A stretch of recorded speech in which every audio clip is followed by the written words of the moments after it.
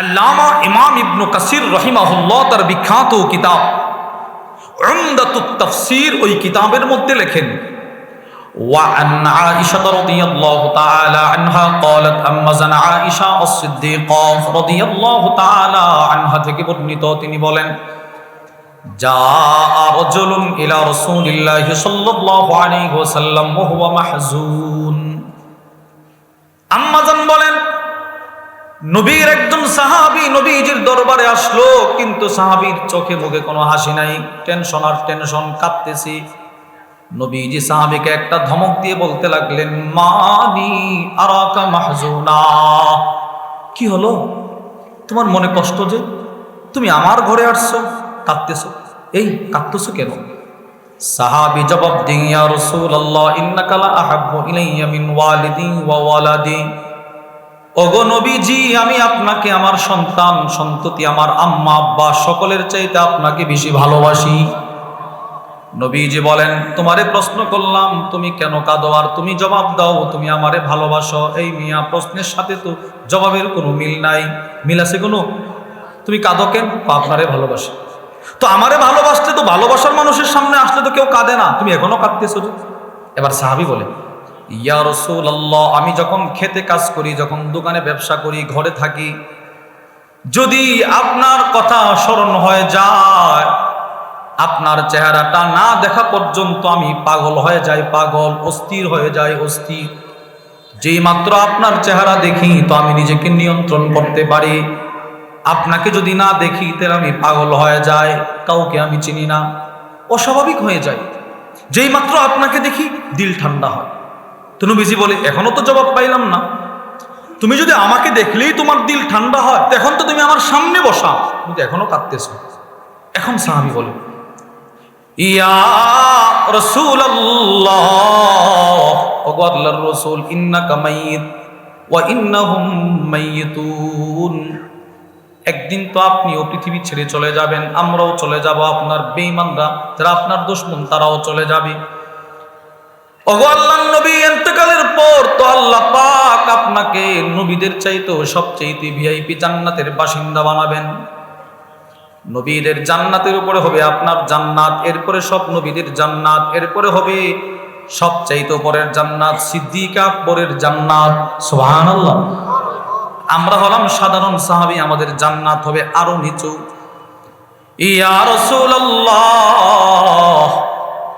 আমি টেনশন করতেছি, জান্নাতে গিয়ে যদি আপনার কথা মনে পড়ে যায়, আর যখন তখন যদি আপনার জান্নাতে আমি ঢুকতে না পারি, ফেরেশতারা যদি আমাকে আটকায় দেয়, তাহলে আপনার চেহারা না দেখলে যে আমি পাগল হয়ে যাব জান্নাতে, এই টেনশনে কাঁদতেছি। ওগো আল্লাহর নবী, আজকে একটু আপনি বলেন যে আপনার জান্নাতের কোনায় হলেও একটু জায়গা আমাকে দিবেন, শুধু একটু বলেন যে আপনার জান্নাতের কোনায় একটা কর্নারে আপনি আমার জন্য একটু জায়গা দিবেন, মানে আমি আপনার সাথে আপনার জান্নাতে থাকতে চাই, যেন সদা সর্বদা জান্নাতে গিয়েও আপনাকে দেখতে পারি।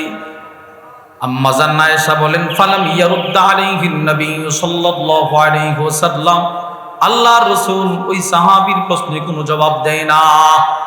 নবীজি চুপ বসা, রাসূলের দুইটা চোখ থেকে পানি পড়তেছে, সে কি প্রেমটা দেখাচ্ছে।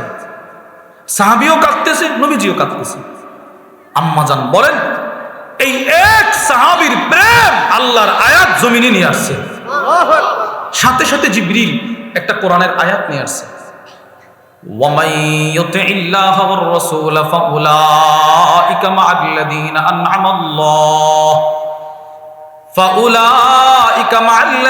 أَنْعَمَ اللَّهُ عَلَيْهِم مِّنَ النَّبِيِّينَ وَالصِّدِّيقِينَ وَالشُّهَدَاءِ وَالصَّالِحِينَ। এবার নবীজি একটা মুস্কি হাসি দিয়ে বলে, তুই কি কাজটা করলি রে বেটা? যা, আল্লাহ পাক আয়াত পাঠায়া দিছে, শুধু তুই আমার সাথে জান্নাতে থাকবি না, আমার যে উম্মত আল্লাহ আল্লাহর রাসূলকে মেনে তার জিন্দেগি যাপন করতে পারবে, তারাও আমার সাথে জান্নাতে থাকবে। সুবহানাল্লাহ। এই কথাটাই নবীজি বলছে, মান আলা জারিয়াতাইন। নবীজি কাইফিয়ত বর্ণনা করছে, আমার কোন উম্মত যদি দুইটা মেয়েকে লালন পালন করতে পারে, তো আমি আর ওই দুই মেয়ের বাপ একসাথে জান্নাতে ঢুকবো। এটা হলো পারিবারিক ইবাদত। বলেন এটা কি ইবাদত?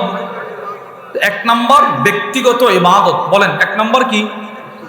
2 পারিবারিক ইবাদত। 3 সামাজিক ইবাদত।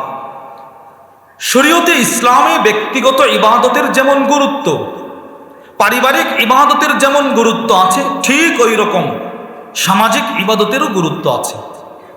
আমি শুধুই মাত্র আপনাদেরকে সামাজিক ইবাদতের গুরুত্ব বোঝানোর জন্য আমাদের নবীজি সাল্লাল্লাহু আলাইহি ওয়াসাল্লামের জীবনের 2টি দিক আপনাদেরকে একটু শোনাই।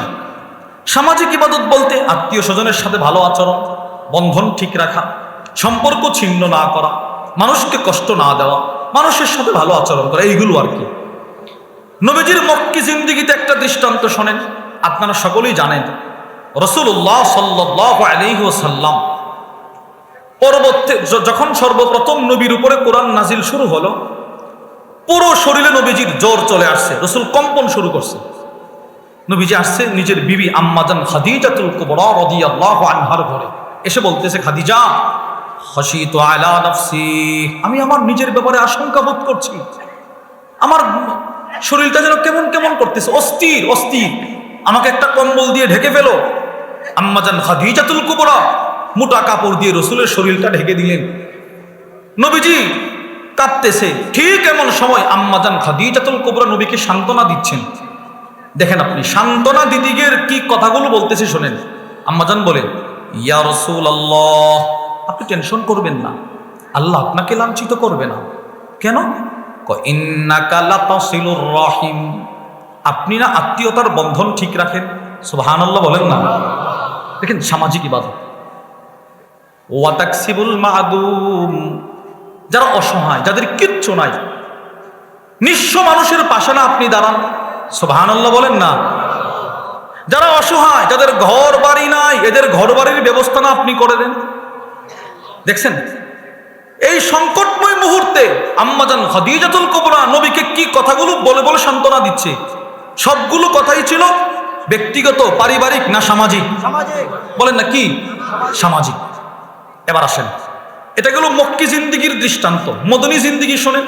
ইবনে মাজার বর্ণনা, ওয়ান আব্দুল্লাহ ইবনে সালাম রাদিয়াল্লাহু তাআলা আনহু ক্বাল, হযরত আব্দুল্লাহ ইবনে সালাম থেকে বর্ণিত, তিনি বলেন, তিনি তখনও পর্যন্ত কালেমা পড়ে নাই, ইহুদি ছিলেন, ইহুদিদের বড় আলেম। আব্দুল্লাহ ইবনে সালাম বলেন, আমি তখনও পর্যন্ত কালেমা পড়ি নাই।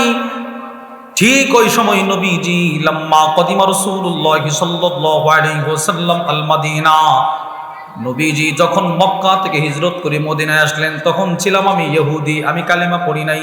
নবীজি মাত্র আসলো, যেই মাত্র নবীজির মদিনায় আগমনের সংবাদটা ছড়িয়ে পড়ল, ইনজাফালান নাসু কিবলাহু, মদিনার সব মানুষ নবীকে একটা নজর প্রথমে দেখার জন্য দৌড়াদৌড়ি শুরু করছে।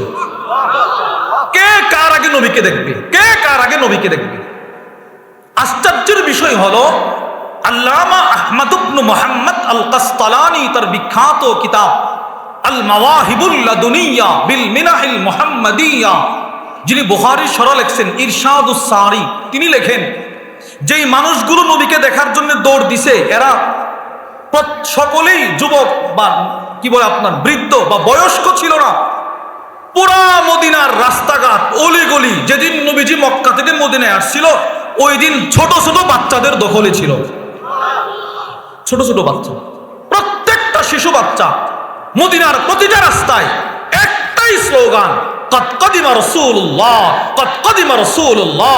বুখারীর বর্ণনায় আসছে, জা নবিয়ুল্লাহ, জা নবিয়ুল্লাহ, নবীজির আগমন, নবীজির আগমন। সুবহানাল্লাহ। ছোট ছোট বাচ্চারা, ছোট ছোট বাচ্চারা নবীর জন্য পাগল ছিল, পাগল।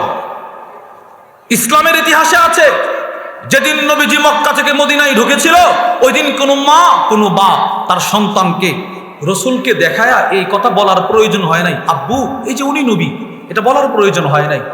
বাচ্চারা নবীরে দেখাই চিনে ফেলছে, তিনি শেষ নবী, তিনি সর্বশ্রেষ্ঠ নবী, দেখে চিনে ফেলছে। কিভাবে? ওই মা, ওই বাপ সন্তান যখন ছোট, সন্তানকে যখন খাবার খাওয়ায়, তখন নবীজির গল্প শোনাইতো। বাপ ছেলেকে মসজিদে নিয়ে যায় নবীজির গল্প বলতে বলতে, মা বাবার মুখ থেকে নবীজির গল্প শুনতে শুনতে নবীর চেহারাটা মুখস্থ করে ফেলছে। আমাদের কওমি মাদ্রাসায় মিজান জামাতে একটা ছোট্ট কিতাব আছে উর্দু, তারিখুল ইসলাম। ওই কিতাবের মধ্যে সুন্দর একটা কথা আছে, নবীজি সাল্লাল্লাহু আলাইহি ওয়াসাল্লামের জমানাতে যেই সমস্ত মহিলারা ছিল, মায়েরা ছিল, তারা তাদের সন্তানকে বুকের দুধ যখন পান করাইতো তখনই এই নিয়ত করত, আল্লাহ আমার এই সন্তান ছেলে মেয়ে এরা যেন বড় হয়ে আপনার জন্যে আপনার রসুলের জন্য শহীদ হতে পারে। সুবহানাল্লাহ। আশ্চর্যের বিষয় নেই, এগুলো আশ্চর্যের কথা। এই জন্য কখনো কখনো 10 বছরের শিশু সন্তান, 9 বছরের শিশু সন্তান নবীর সাথে যুদ্ধে যাওয়ার জন্য মাটিতে হামাগুড়ি দিয়ে কান্না শুরু করত, আমি যুদ্ধে যাব, আমি যুদ্ধে যাব।